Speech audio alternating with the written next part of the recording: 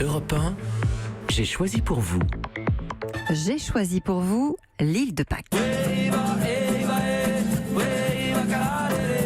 Car des chercheurs américains ont percé, le mystère des statues de pierre. Depuis la découverte des géants sur ce bout de terre au large du Chili en 1722 par les Hollandais, toutes les hypothèses ont été envisagées pour expliquer comment les peuplades de l'époque avaient pu ériger ces blocs de pierre et comment elles ont pu aussi les coiffer de ces énormes chapeaux rouges. La réponse a pris plus de 18 ans à l'équipe de Carl Lippo, mais ça y est.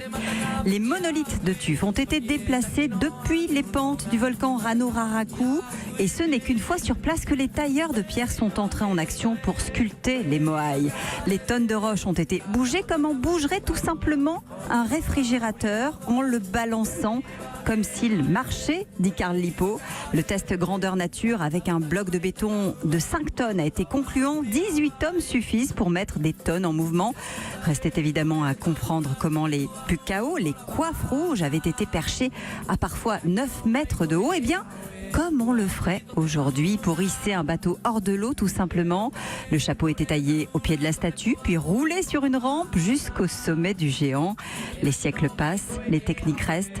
Preuve que les Rapa Nui et les Matamoa, à qui l'on prête l'édification des 887 statues, étaient déjà modernes à leur manière.